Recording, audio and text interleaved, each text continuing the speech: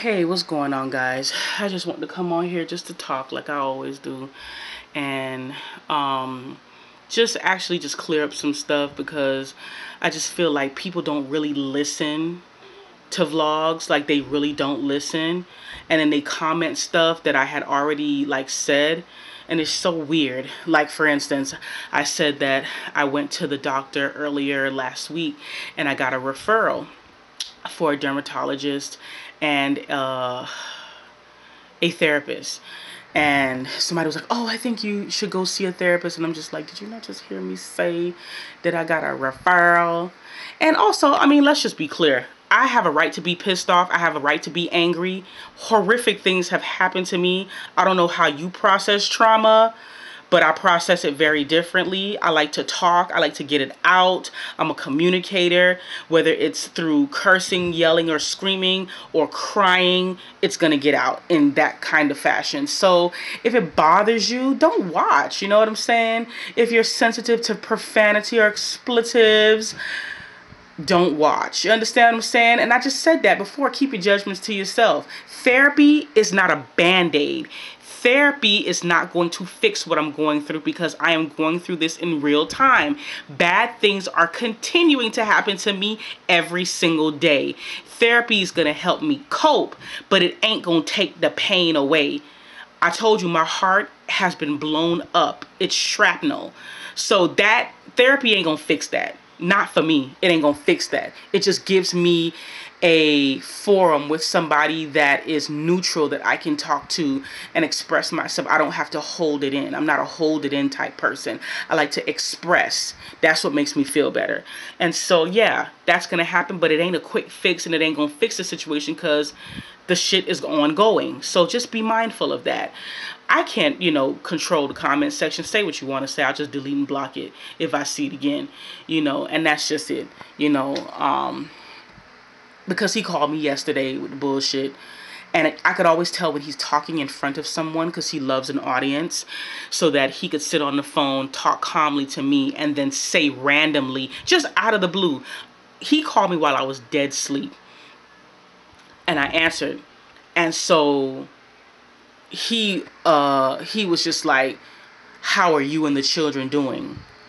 And I was just like, when are you going to give us some money? And immediately, I didn't say hello motherfucker or nothing like that, because I was asleep, so I didn't even remember to say that. I was dog sleep, because I work at night. And I was just like, when are you going to give us some money? Oh, I didn't call to argue. And it's just like, why do you keep saying that? Like, who are you around? See, I don't just gloss over stuff when people say stuff to me for reaction. I'm like, why do you keep saying you don't want to argue? I asked you a specific question. No one is arguing with you. So I don't know who you're talking around, but nobody is arguing with you. I asked you a specific question. Oh, I want to take the kids shopping. You're not taking my kids anywhere, because you don't have a vehicle. And they have everything that they need. I have bills, residual bills that you left me with, i.e. credit cards that need to be paid. When are you going to give me some money? Oh, you see, that's why I don't give you no money, because you don't want to take me back and you don't want to listen to me. And I'm just like, Vern, the relationship is over with. I don't have to listen to you. I don't want to listen to any conversation that has to do with us getting back together, because the relationship is gone. You broke it. You tore it up. You ran through the family. Oh, yeah, that was my mistake. No, you didn't make a mistake. Children make mistakes. Adults make choices. You made a choice repeatedly. You didn't stop the first, second, or third, fourth, fifth time. You're still dating and you're legally married. What do you want to talk about? Are you going to give me some money? And he was just like, well, you won't let me see my kids. I said, no, sir. You got the same, the documents that I filled out. You have copies of every single thing. I pay extra money to have him served for every single document that I filed with the court. You're supposed to see your kids 7 days a week. Okay? Whichever day you want to see them, that's up to you. But you're supposed to see them 7 days. Okay? You're supposed to give me money every week. You refuse to do that. The court only identifies shit that you can substantiate, i.e. paperwork. Okay? If you want to be able to substantiate what you do, and you keep lying to your damn daddy talking about you giving me money and you don't give me shit. Okay, what you can do, since you don't have a car, you can go to get a bus pass, which provides you with a receipt. You can get Uber, Lyft, a taxi, or Tri-Rail, which is a train system in South Florida. They all provide a receipt that says that they picked you up from Fort Lauderdale and they dropped you to Miami. You can also go to Walmart and send me money via Western Union, which gives you receipt. You can also go to any bank and get a cashier's check or money order, which provides you with what class? A receipt. You have not done anything. You still don't have a bank account with your grown ass. So don't sit up here and tell me that you don't know this and you don't know that at 46 years of age. You don't know how to substantiate your behavior and your actions. I just don't have time for it. You know? I don't have time for it. You know?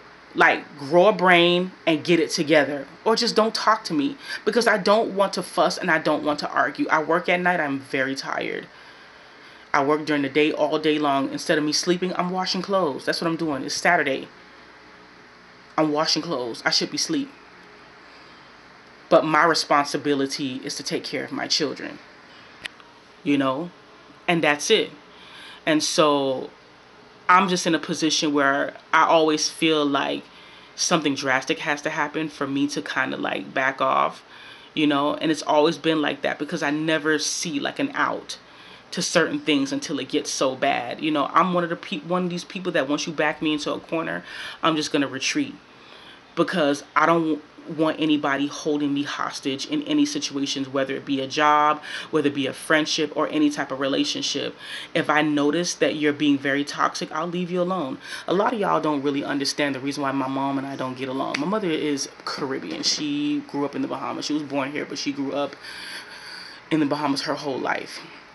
As a kid, she used to beat my brother and I mercifully, to the point where it was just like I developed a deep resentment for her because I just felt like I wasn't the type of child that you beat like that, in that way. That whole strip your clothes, lay across the bed naked, that was so like slavery. Like it's, black people need to freaking stop doing that to their kids, because you grew up hating your parents when you do that. And she would try to do that shit while I was a teenager, and I was just like, no, you're not finna be beating me like that. If I did something, you can talk to me and punish me in another way. You don't have to beat me like a runaway slave. That's so stupid. And so I would run away a lot when she would threaten me. And she used to love to threaten to kill me and stuff. Like, you know how black folks be like, I'm gonna kill your ass, you know. As a kid, you take that shit literally. And so for a long time, I hated her freaking guts. And even as when I turned 18 and I want to go away to college, she wouldn't let me go. I had a full scholarship to Southern Adventist University, and she wouldn't let me go. She wanted me to go to a community college around the corner from the house, and I didn't want to do that. I wanted to be gone.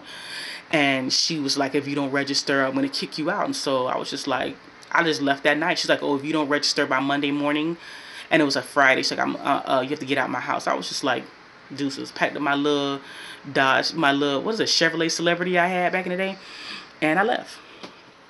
And that was just constantly. And so I do have like a bitter disdain for her, because she's so controlling and she does not respect boundaries. And so a lot of that upbringing caused me to just like, I don't tolerate bullying. I don't like when people bully me into doing shit. Like, I was bullied mercifully in middle school. Was like the worst 3 years of my life, you know, because I was bullied so badly just because I wore those big Mr. Magoo glasses and I was really, really smart. And I always raised my hand, and people were so annoyed by that. And I always did my homework, and I always messed up the curve. And I was just like, let me tell y'all motherfuckers something. I'm not getting my ass beat because I got an F on this test for none of y'all. And I have to tell them straight up like that. Like, I'm more scared of my mama than I'm scared of y'all. Fuck y'all curve. I'm finna get an A on this test because I ain't getting my ass whooped behind none of y'all dum-dums. So if you want it, let's go down to the principal office, because I was snitching a hot minute. They couldn't stand my ass because I would, and my mama would come down to the school and regulate too. You put your hands on me, you know, which was so like ironic, right? Like, you beat me like a slave, but then nobody else could hit me. Weird. And so that's the kind of attitude that I have. Like, I don't like to be people to mistreat me, you know. And so growing up with that kind of upbringing, we didn't have a good relationship. We still don't. I had to speak to her this morning because she was mean to Violet, because I told her when we first moved in not to cook for us, because my mother's old. She's 66. That's old to me. And she likes to overextend herself, and then when she gets mad, then she likes to talk about the list of things that she done for you, and I don't like that. I take care of my own kids. The only thing I ask y'all to do is watch them while they sleep. They are completely hands off when it comes to my kids, you know. And so she cooked them breakfast this morning, and they didn't like what she cooked. She got pissed off, and in the same breath told me that she wouldn't be offended. And I was like, you are offended. That's why you kicked her out the kitchen. And then whenever I would tell her stuff that she's doing to my kids, she would go back and then fuss at the kids for telling on her. And so I had to really make it plain. Like, if you respected the boundary to begin with, there would be no conversation. My parenting style, I just feel like we tell kids no all the time. You know, they don't control no part of their life. At least I don't force my kids to eat food that they don't like. I say take a polite bite. If you genuinely don't like it, you can have cereal. That's all. That's the only alternative I give. If you don't want to eat what I cook, eat a bowl of cereal. I didn't have that choice. If my mother cooked something that we did not like, she forced us to eat it. She would put the belt on the dinner table and beat us if we didn't eat it. And if we threw it in the trash and she found it in the trash, she would make us eat it out the garbage.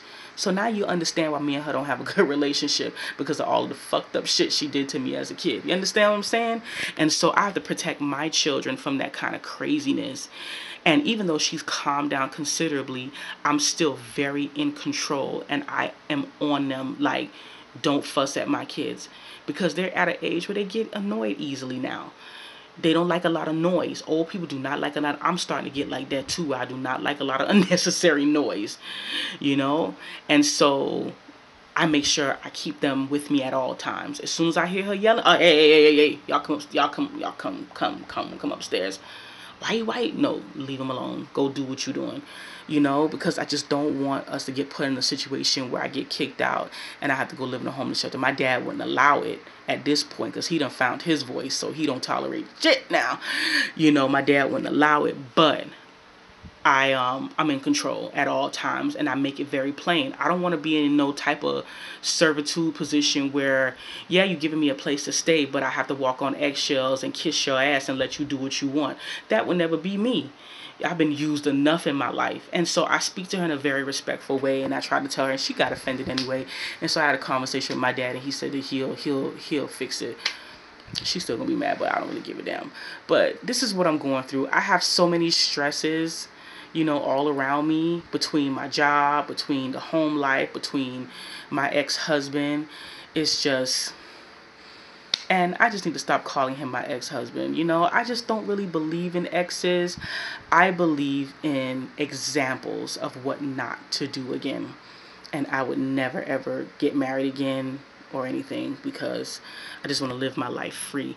The only thing that I desire right now at this stage of my life is companionship and sex, great regular sex.